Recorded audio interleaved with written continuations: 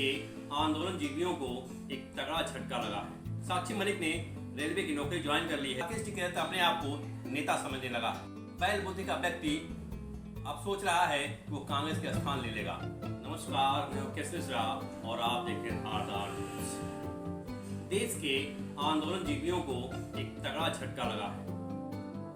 एक मुहिम जो सालों से पीएम मोदी के खिलाफ चलाई जा रही थी, हिंदुत्व के खिलाफ चलाई जा रही थी, भारत की एकजुटता के खिलाफ चलाई जा रही थी, भारत के विकास के खिलाफ चलाई जा रही थी, उन्हें मुंह की खानी पड़ी है।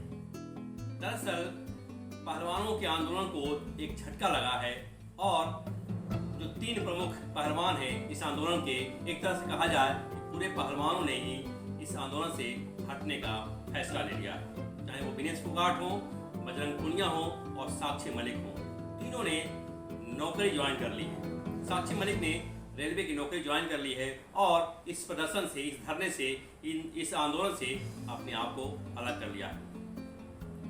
ये कोई मामूली बात नहीं है, ये एक बड़ी हलचल है, सियासी हलचल है, जिसने विपक्ष के उस बढ़ते कदम को पूरी तरह से कुचल दिया है, जिसमें वो पहलवानों के कंधे पर बंदूक रख करके 2024 में अपनी रोटी सेकना चाहते थे।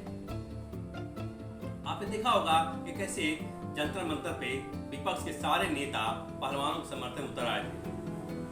उन्हें पहलवानों के माध्यम से एक संजीवनी मिल गई थी अपने आप को जीवित रखने की, भूमिका निभाने की।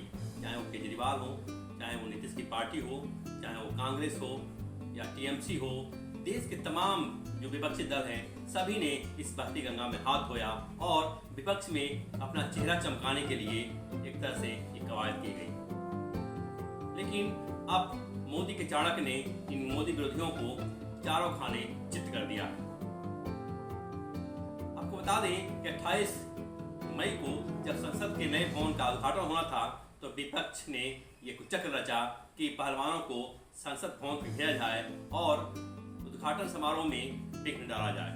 लेकिन चाणक्य ने पूरे आंदोलन को ही कुचल दिया और पहलवानों को जंतर मंतर से हटा दिया गया, उन्हें डिटेन किया गया और उन्हें घर भेज दिया गया, जिसके बहाने कांग्रेस ने और विपक्षी दलों ने जमकर सियासत की।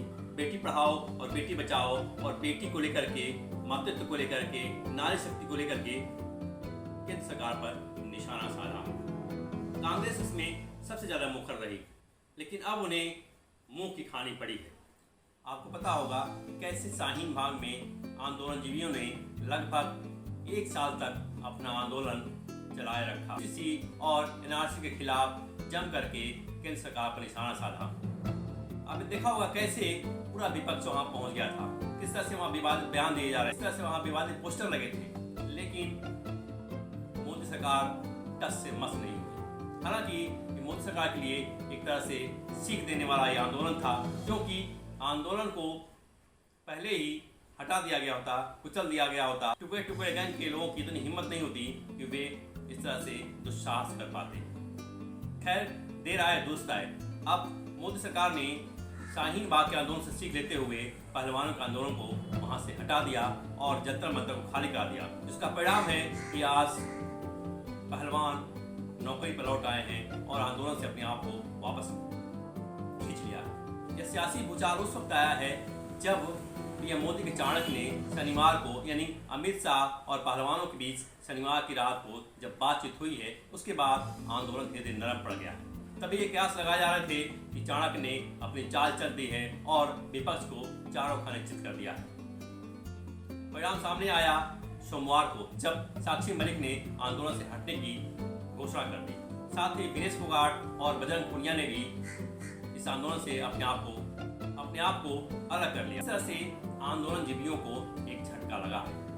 कर्नाटक में जिस तरह से कांग्रेस ने जीत हासिल की, तो लगा कि पहलवानों के कंधे पर बंदूक रख करके वे 2024 की नैया को पार कर जाएंगे, लेकिन अमित शाह ने उनकी एक न चलने दी और पहलवानों को अपने ऑफिस बुला करके बैठाया, उनसे बात की और आंदोलन को वापस लेने के लिए मना लिया।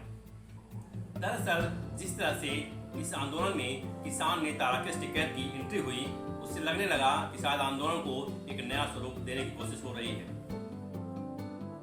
जिस तरह से किसानों ने किसान आंदोलन में जीत हासिल की, तीनों कानून वापस करा लिए, उससे उनका मन बढ़ा हुआ है, खास करके राकेश टिकैत का। राकेश टिकैत अपने आप को नेता समझने लगा है। बैल बुद्धि का व्यक्ति अब सोच रहा है कि वो कांग्रेस का स्थान ले लेगा। विपक्ष की भूमिका निभाने के लिए वो आगे आ रहा है, हर बार आंदोलन में कूद पड़ रहा है। शायद उसे अंदाजा नहीं कि बीजेपी की सरकार जिस दिन मौका मिल जाएगी उस दिन तुम्हें तोड़ कर रख देगी।